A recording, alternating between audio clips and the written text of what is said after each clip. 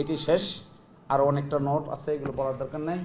লাস্টের কথাটা হলো, দেখেন, কনস্টিটিউশন যদি আমরা মানতে না পারি, কিংবা 5ই আগস্টের পরে যদি সংস্কার কর্মকাণ্ড আমরা পরিচালনা সঠিকভাবে করতে না পারি, রাষ্ট্র ব্যবস্থার সংস্কার যদি হাজির করতে না পারি, তাহলে যে সমস্ত পরিবর্তনের স্বপ্ন আমরা দেখেছিলাম এগুলো অপূর্ণাঙ্গ থেকে যাবে। একটা রাষ্ট্রের পরিবর্তন প্রক্রিয়ার মধ্যে সবচাইতে বড় ভূমিকা রাখতে পারে আইনজীবীরা।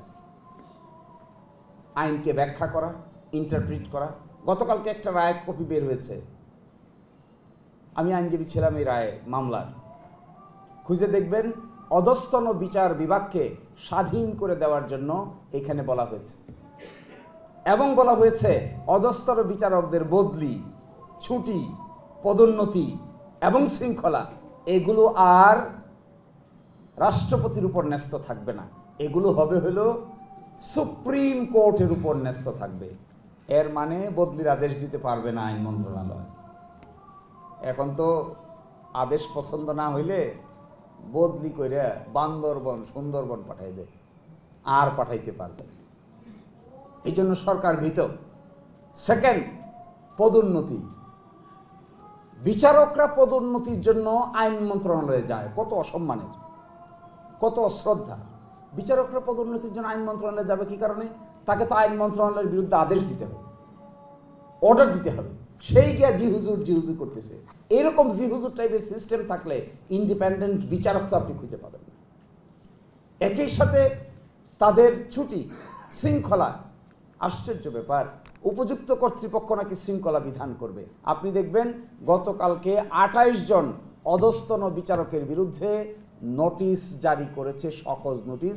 কেন? ফেসবুকে তারা স্বাধীন বিচার বিভাগীয় সচিবালয়ের ব্যাপারে কথা তুলল। It's a black day. This is sad time. You have to raise your voice. It should not be. It should not be. কে বলছে তাদেরকে সকজ করতে? আন্ডার হোয়াট ল?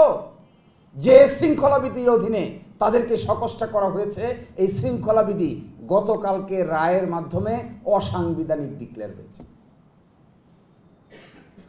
এই পণ্ডিতের দল হয়তো তা জানেও না। তো সকজ যে করেছেন, আইন কোথায়? No law. Law has been declared unconstitutional, and you are issuing a Sakos notice as to why punishment will not be given because of your comment on the Facebook. Facebook আমি লিখব না? I can write my comment on Facebook. I want to be independent. I have every right to write my comment on Facebook.